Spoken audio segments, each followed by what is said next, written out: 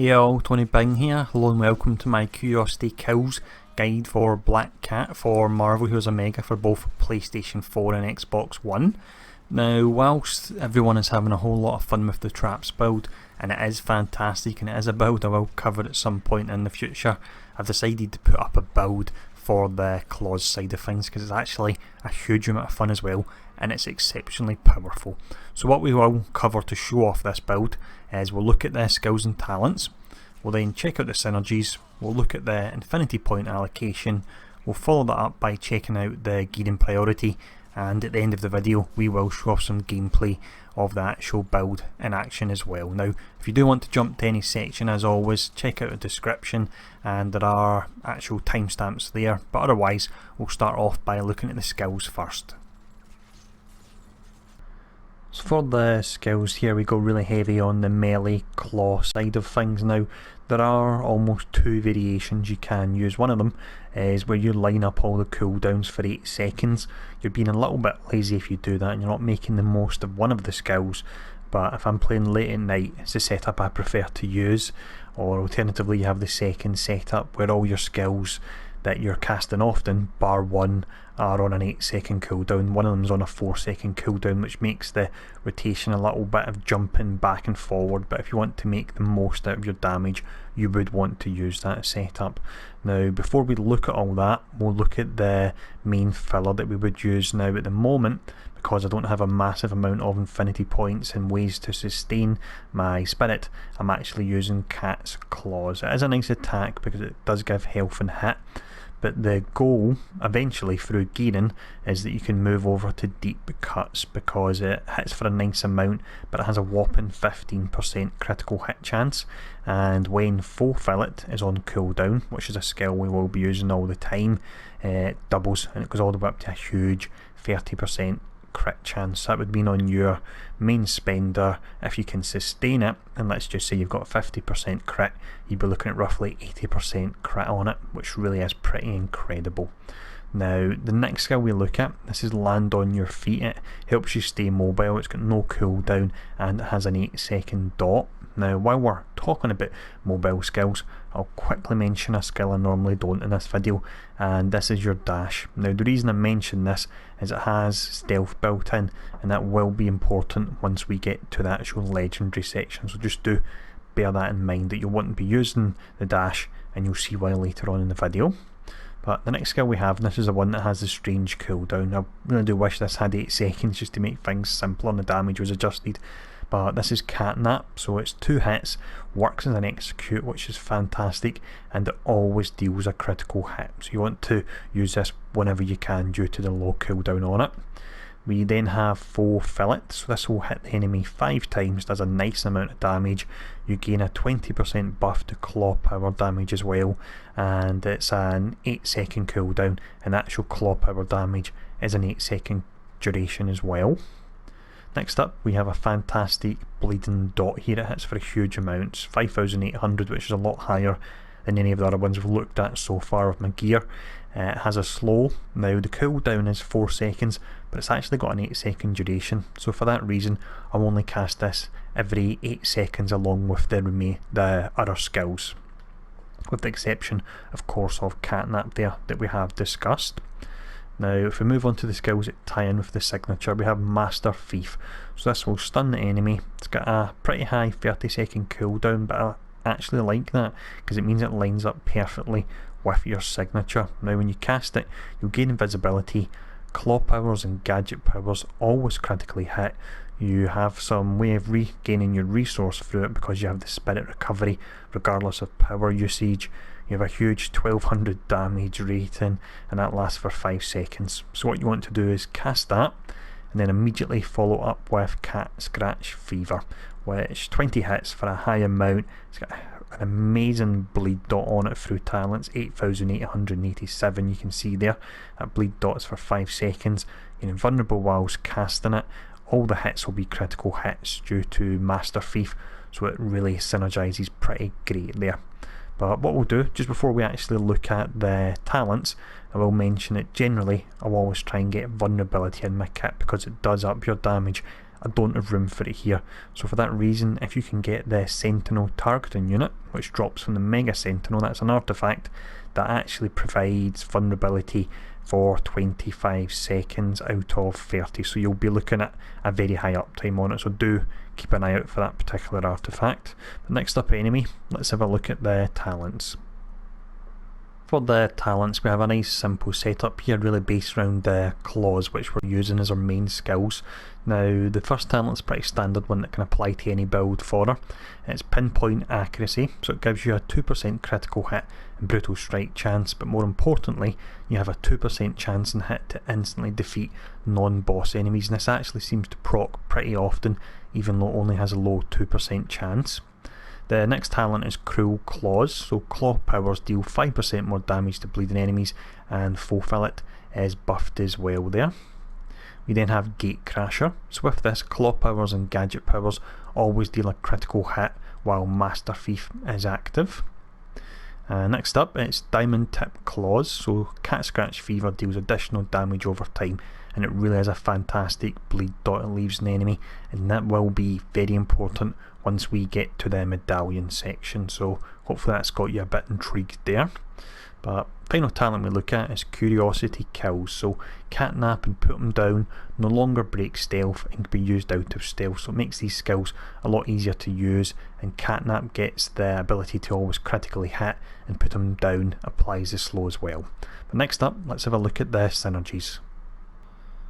As always then, we start off with the primary attributes, and for Black Cat that is fighting and also speed, so that is covered by War Machine and Angela. For the more generic synergies, we have Blade, Hulk, She-Hulk and also Squirrel Girl. In fact, we also have Hawkeye, how could I forget him?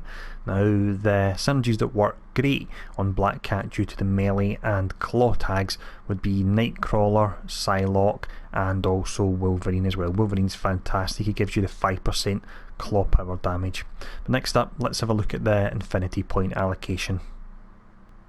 So for this setup here, we look at the first 100 infinity points we would spend, and we would place them in the Mind Gem and the Deep Thought node, so that provides us with 250 spirit, and the reason we're really taking this is a Mind Mastery bonus, so once you place 100 points into this, you have resource cost reduction of 10%. Now that helps out because what you really want to do on Black Cat, as mentioned earlier, is move over to the Deep Cuts as your main filler, because it has the whopping 30% critical hit rate chance, so that's your goal, that's what you're aiming for there. Now next up, let's have a look at the general gearing priority. So with this gearing setup section we have for Black Cat, normally pretty vague in the gear you can use because there's a lot of different items that can work on heroes, but for Black Cat there are certain heroes that are absolutely perfect for her and perfect for this build, and that's the reason I'm showing them off. Now we will look at the legendary first, and we're using the special issue emergency communicator. Now this ties in with the dash that we mentioned earlier. Our dash has a stealth tag, so when we stealth we gain damage rating to all powers for 10 seconds, and we also gain 1500 critical hit rating again to all powers for 10 seconds.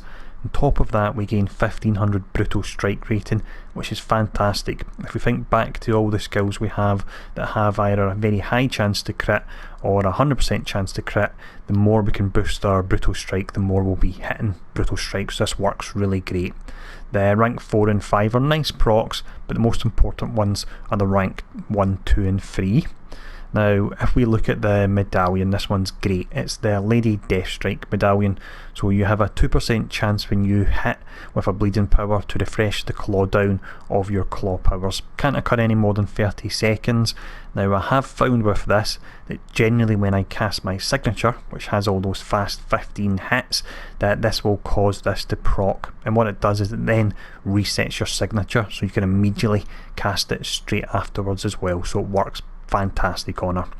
Now next up we look at the relic, and the relic I would be using is the Relic of Asgard, which gives you a bonus to melee powers. I'm not going for a defensive relic because she has 9 lives, so she really doesn't need any extra defense. For the artifacts, we did mention already, one you can use is the Sentinel Targeting Unit for the 10% vulnerability, but these two artifacts here work fantastic. You've got the Lizard's Formula, so it gives you attack speed. When you critically hit, you regenerate 100 health, and when you critically hit, you recover 5 spirit, which is very important, so we can use deep cuts, and also you gain a buff to melee powers and also speed, so this is really custom made for her. Now the next artifact, another one that's almost custom made, is Sabertooth's Furry Mane. So you have defense, damage rating to claw powers, health regen, and when you use a bleeding power, which will be very often, you gain critical hit rating as well. Now I'll actually jump up because I did miss the catalyst there. I normally do this in order.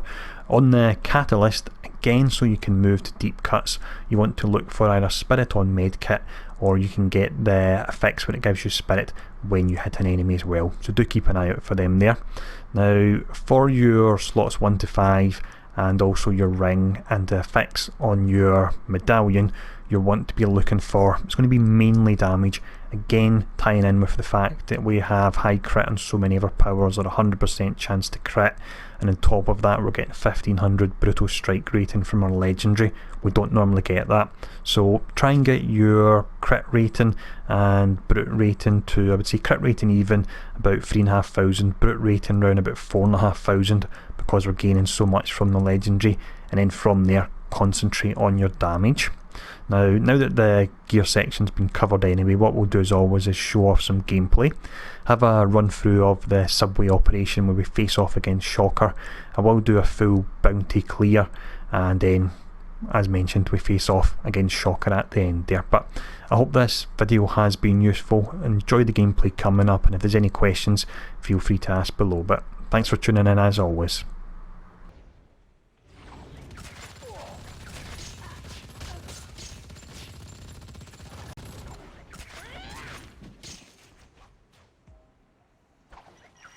I'd rather not. I stole it first.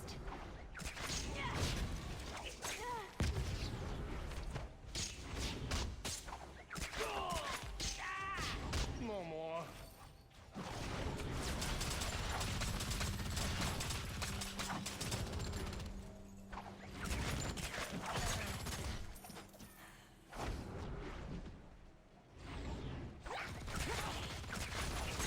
Leave me alone.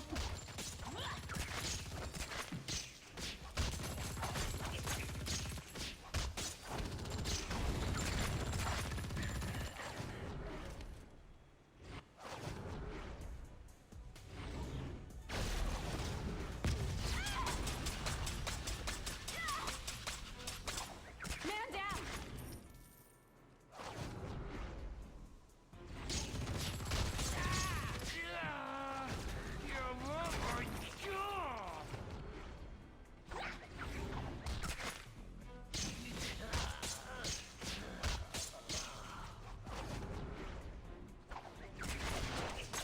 I'd rather not.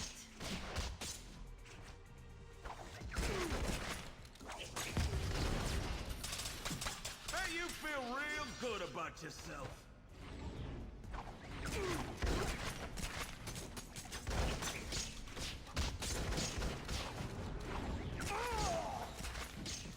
Baby, you got a long way to go. My leg!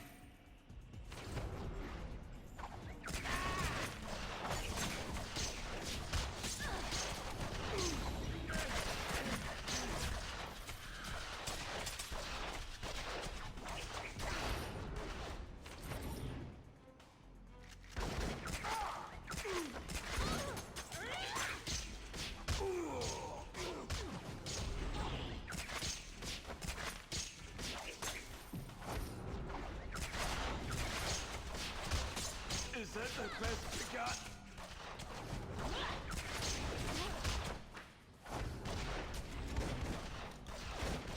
Get out of here. Oh!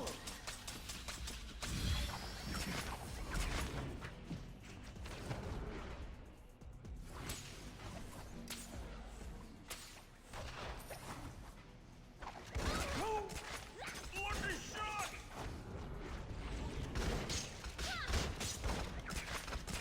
I'd rather not.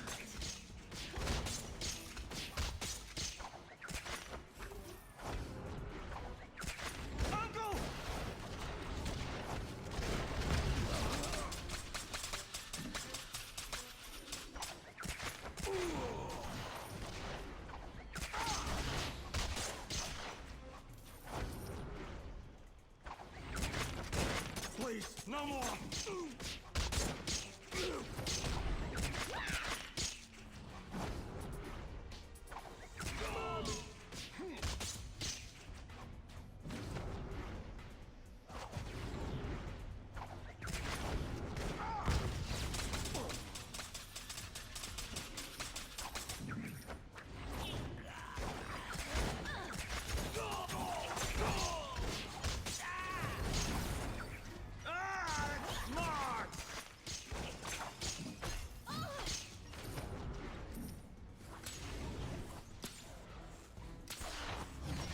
How many times has Spidey hung you out to dry, Quick?